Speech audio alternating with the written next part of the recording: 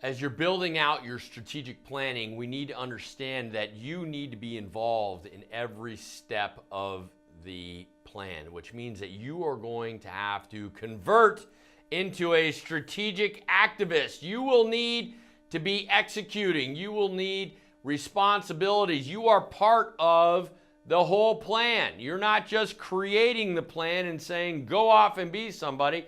You yourself are part of the plan. So you will need to be an energizing force.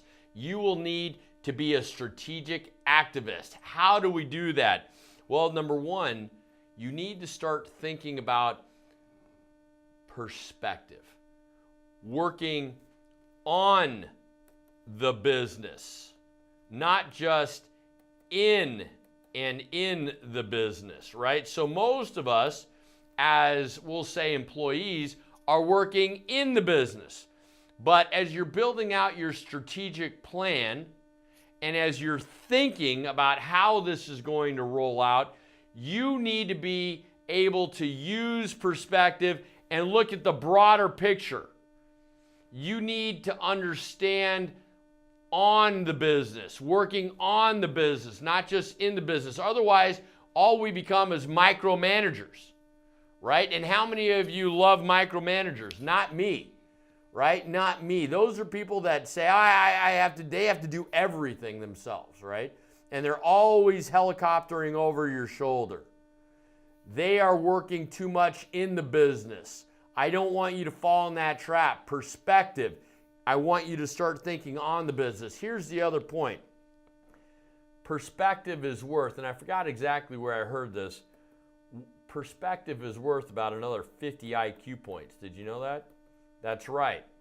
That's right. It doesn't matter how intelligent you are. If you don't have perspective, you're missing out on the whole rather than just focusing on the parts. I want you to think holistically.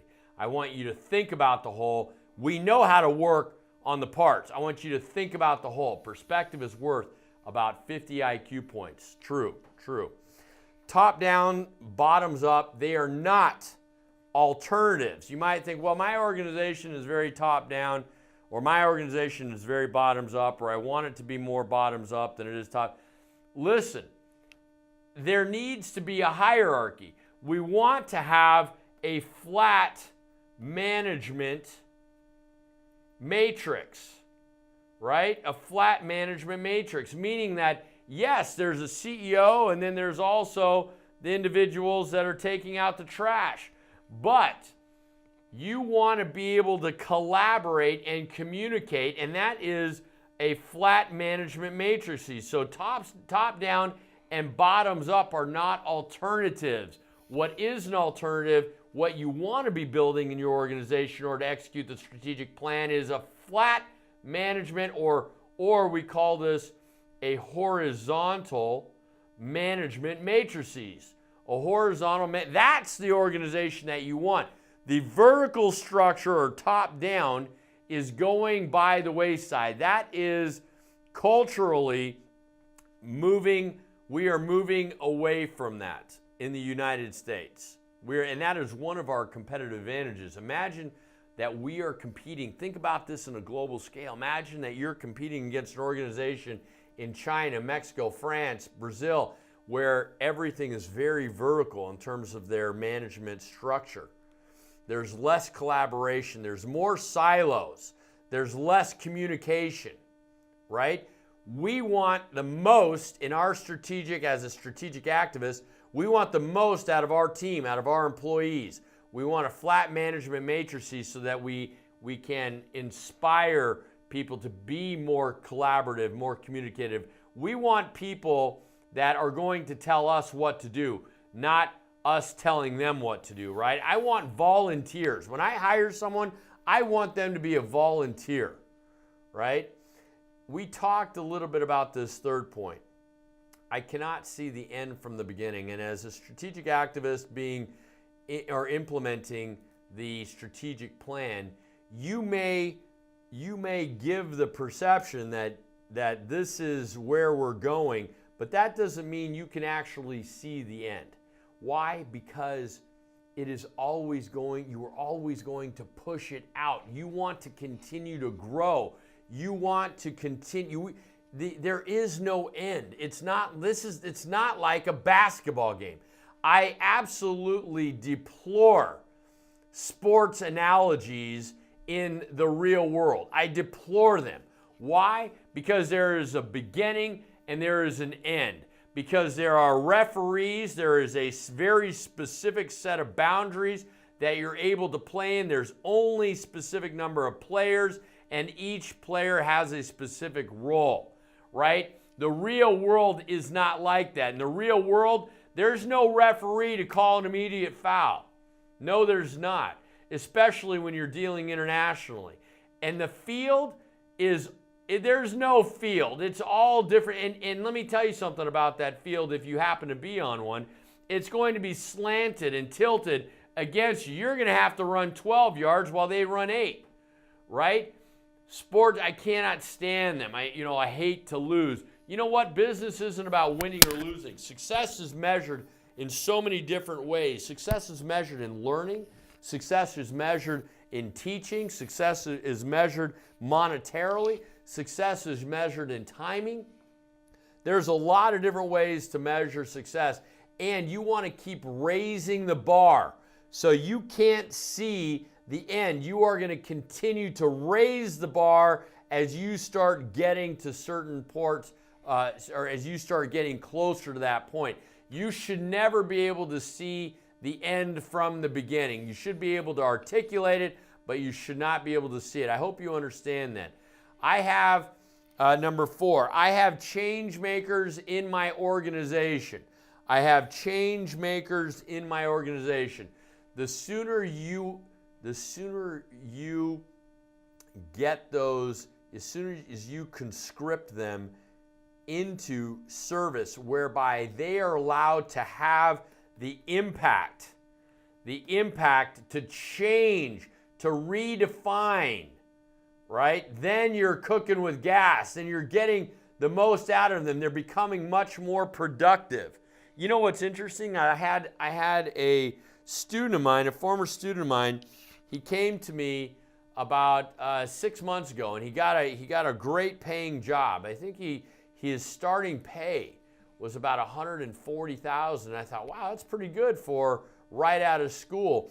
And he was so excited, and he thanked me for some tips and whatnot. And then about 2 months later, he called me up and he said, I don't know if I can stay here. And I said, well, what's going on? He said, they have me in a cubicle with a door. The door has a window on it, so that way the supervisor can see what I'm doing. My mouse pad is monitored, so they know what I'm looking at, and making sure that I'm not on some social media. And when I take a break, they time the break so that my break is not anywhere close to anyone else's, so we're not talking. So when I got my 10-minute break, I walk out and somebody else is walking into their cubicle. And I thought, wow, this is an organization that does not value the change makers within. And I said to him, well, is it that bothers you? Or is it that you don't have the ability to have the impact that you thought you would? And he said, that's it. I don't have the ability to collaborate and communicate. There's no impact. You have change makers in your organization. Put them, incorporate them into the strategic plan as an activist, right? And as a strategic activist, it is much more important that you are a student rather than a magistrate, rather than somebody who's just dictating.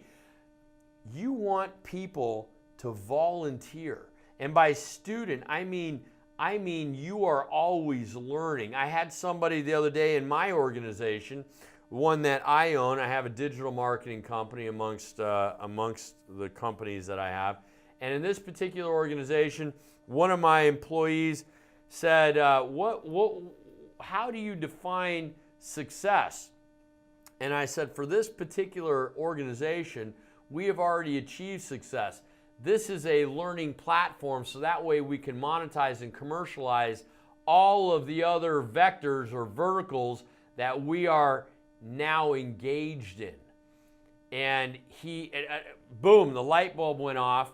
And one of the other, she's a partner, she came up to me afterwards and said, I didn't realize that you had us all as change makers and learning and as students, and that is what has made us successful in order to get those large commercial contracts. That as a digital marketing company, we were just a learning platform, and the real money is in these very large individual contracts, not in just understanding digital marketing. It's in actually being able to become a student and implement. This is activating your organization, giving them the impact that they need in order to be change makers. And you know what was interesting also is she said to me, I have never had the opportunity to have the impact that I have now. Could she get more money somewhere else? Absolutely. Absolutely. But guess what? She's going to make more money because she's part of and she understands the strategic plan. She's also a change maker because she is able to make decisions and able to redirect course tactically. And although she cannot see the end, she understands the path that we're on. And it's not a top-down, bottoms-up. It is a horizontal matrix that we have created. This is what's important, my friends. She has perspective. My team has perspective. Guess what? Every single one of my team members in that digital marketing company's IQ is up 50 more points because they have perspective. How would you like that in your organization? I'm Senor Chavez, and now we're cooking with gas, but we're not done. Oh, no, we're not done. I want to talk to you about judo. Judo, my friends. Being a strategic activist means employing judo tactics. Think of judo. And think of your competitive space. Think of your competitors. Think of, as a strategic activist and a strategic planner, how are you going to navigate? Assume that everyone is bigger and stronger than you. In that context, the metaphor would be that everyone has more money. Everyone has more brand equity. Everyone has more distribution. Everyone has more people or more bandwidth, right? Assume that they have all of these. In judo, especially, and you can apply this to your business, to your startup or your existing organization. Movement is key. Move rapidly to uncontested ground. Avoid head-to-head competition. Move rapidly to see, your competition is in the red ocean. They want you to fight them mano a mano, right? But they have more resources. They have more people. They have more brand equity. They have more distribution. They have more assets. They have more of everything, right? You need to move away quickly. Move away quickly from them to uncontested ground. You are still fighting. You are still fighting. This is a war. War is, let me tell you, it's not clean. So how do you navigate? The analogy that I have for you is take the villages and the towns before you take the city. Build some strength before you go head to head. This is important that you understand that you need wins. And if you go mano a mano, man, it could be ending. It could be a career, or it could be a corporation or company ending if you go head to head with that keystone or legacy competitor, right? Take the villages and towns, my friends, before you take the city. Flexibility. This is a great one. Flexibility. We're smaller, enterprising organizations. Give way to a superior force. Give way to a superior force when squarely attacked. When squarely attacked. That means sidestep. Hey, let them go. Don't try to fight with them. Just let them go. Let them keep moving. They're going in a direction. Don't jump in their way. You're going to get run over. Sidestep. And then when you're on the side and as they're moving, you can attack from an angle. You can get their customers. Look at all their customers that you can attack, that you can get, that are in your space. Go for that. Go for that. This is guerrilla warfare, my friends. We don't have the money, the people, the distribution, the brand equity, right? We don't have that. We need to be attacking from an angle. Napoleon. Do you know why Napoleon Bonaparte, the emperor of France who dominated Europe, do you know why he was successful? He didn't have, when he started out, he had a ragtag group of soldiers. None of their uniforms matched. They were wearing different shoes. They were a ragtag group. And the traditional methodology that these large generals in Austria or Prussia or Germany, what they wanted him to stand mano a mano, and he was like, hey, I'm outnumbered. I'm not going to do this. So what did he do? He sent little battalions into the hills, and then they would send battalions into the hills, and he would attack them from an angle from the top. And he also outnumbered them because they would send smaller numbers. And then they would converge from an angle. That's guerrilla warfare. He was the first, believe it or not, individual to have and implement guerrilla warfare on a large scale in Europe. Yeah, I know there was Genghis Khan. There was, the Romans. They did some phenomenal stuff. But the reality of it is Napoleon started with a very small ragtag group of soldiers. He was flexible. He was flexible. He sidestepped those giant armies. Leverage. In judo, there's a lot of leverage. Use the weight and the size and the strength of your competitors against them. While they are coming towards you, if you cannot sidestep them, you pull them and flip, right? Change the narrative. You pull them down. And maybe that means run afterwards, right? Maybe that means get out of the way, run and look for customers, right? And I'm going to tell you something. I'm a very non-violent person. I'm a teacher. I'm not a tough guy or whatever. I'm a teacher.